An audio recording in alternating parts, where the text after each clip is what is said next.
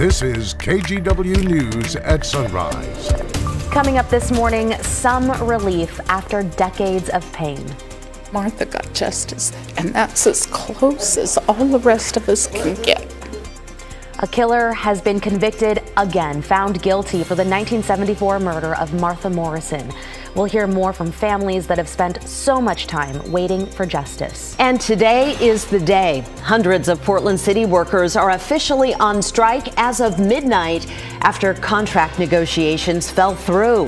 Which city services this affects?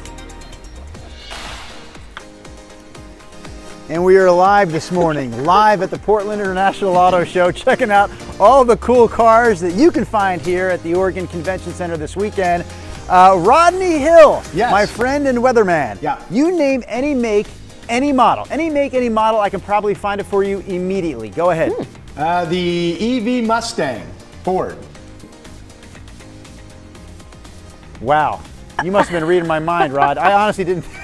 I figured you would say something completely different, but we do have a Mustang right here. Now let's see if it fits, Mr. Hill. Let's see if it fits. Does fit this morning.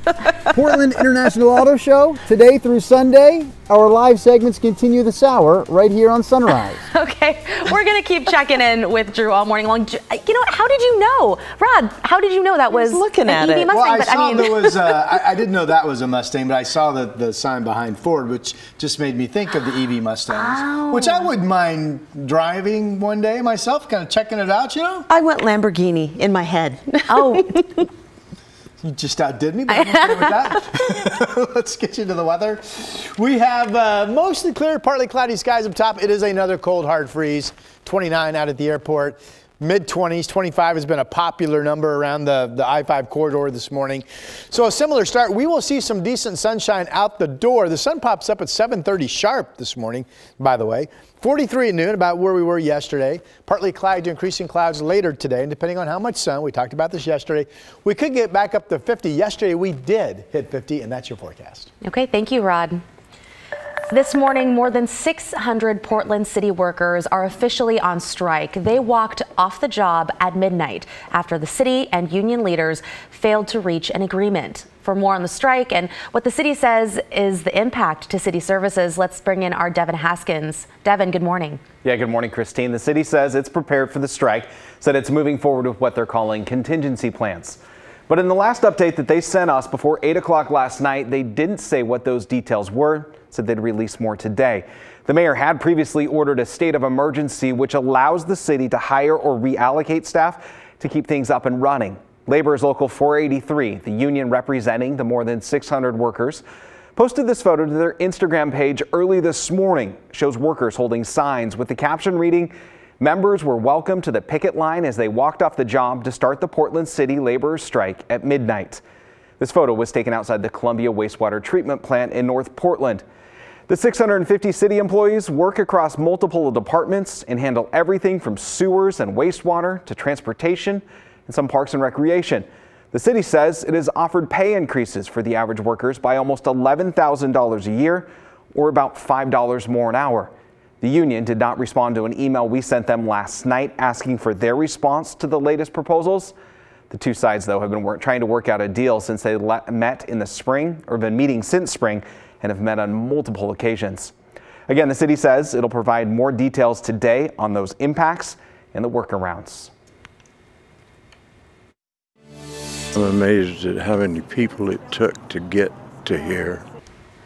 And by here, he means justice for his sister, Martha Morrison, who was murdered in 1974. Yesterday, a jury found Warren Forrest guilty of killing her. Forrest is already serving a life sentence for another murder, but a recent discovery by investigators reopened Morrison's case. The jury deliberated for more than an hour before reaching a decision. Alma McCarty was in the courtroom and spoke with family and loved ones.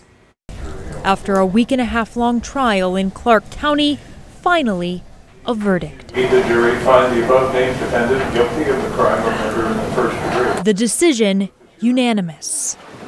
The relief and emotion immediate. Very, very happy.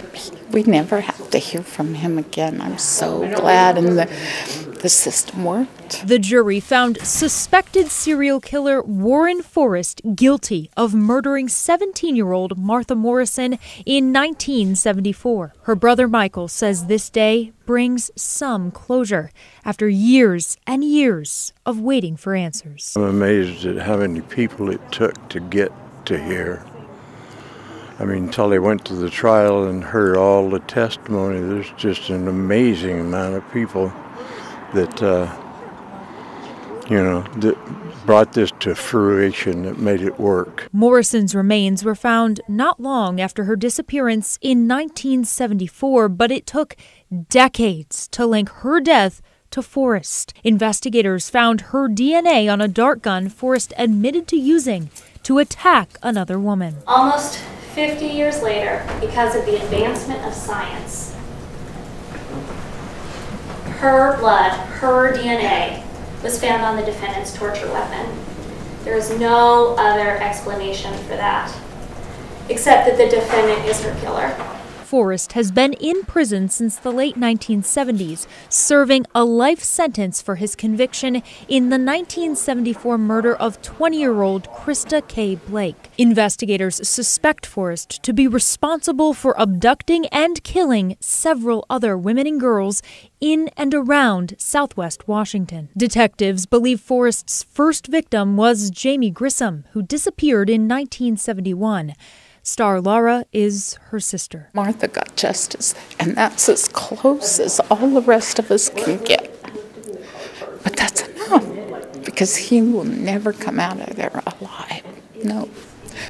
Grateful for justice in his sister's murder, Morrison would like to see Forrest confess to the other murders he's accused of. Yeah, I just wish he'd do the right thing and give everybody a break, but that's not my impression of the man. Alma McCarty, KGW News. Other headlines we're tracking this morning. Portland police have identified 2 armed suspects accused of robbing a 7-Eleven yesterday morning at Southeast 92nd and Division. This crime led to an hours-long standoff in the neighborhood. Officers closed off streets. They told residents to stay inside and lock their doors and windows. Police arrested 29-year-old Leon Vaughn Jr. and 25-year-old Chelsea Gray just after 1 p.m. Portland police say they found the tow truck driver accused of hitting another tow truck driver over the weekend. Arthur Walker said he was responding to a crash Sunday morning on Interstate 84 when he was hit and almost killed. The second tow truck driver actually contacted police himself after seeing news reports about the crash. He told officers he didn't know that he hit someone. He says a tarp landed on his windshield, blocking his view, although he says he did hear a thump. At this point, police have not cited or arrested him. In the meantime, the injured driver left the hospital yesterday. And did you see these big plumes of black smoke just before sunset yesterday?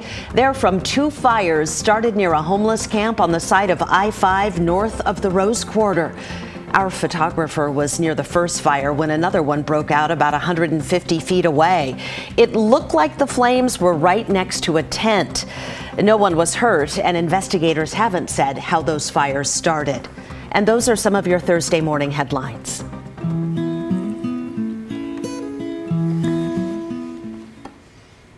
And I am merely the sage.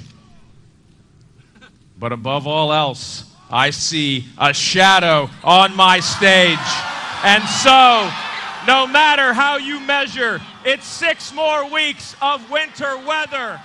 I said this before, but what a bizarre American tradition. They dress up, they hold a groundhog, but you heard him. It's official. Punxsutawney Phil saw his shadow. That means 6 more weeks of winter.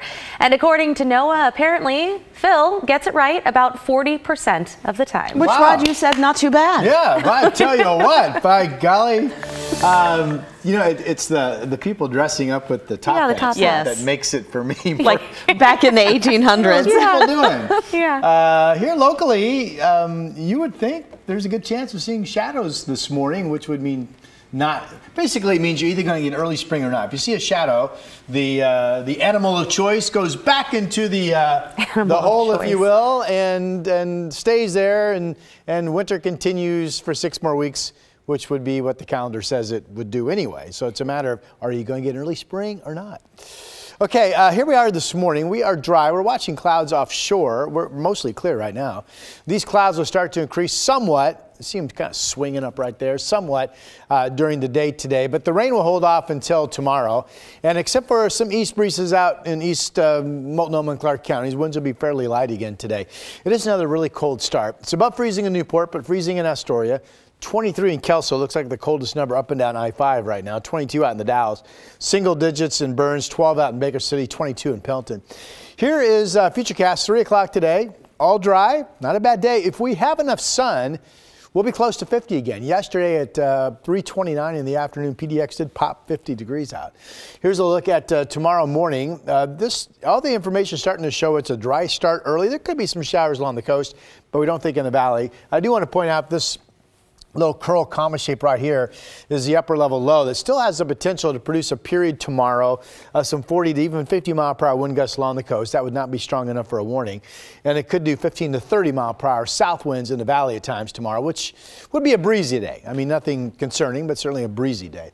Okay, how much rain are we going to be getting tomorrow into Sunday morning? This shows upwards of 3/4 of an inch in Tillamook, about 1/4 of an inch in spots in the valley, and that's about it. And most of these numbers will actually come tomorrow. The rain amounts on Saturday look to be very small ones. There's some light showers around, and then rain will pick back up on Sunday. But again, that's probably no more than 1/4 of an inch of rain either. 50 today, 48 tomorrow, 54 Saturday with cloudy skies and not much rain around. It's a pretty nice day. Sunday, the rain picks up. I have dry weather Monday, Tuesday, and I have some showers and a cooler day on Wednesday.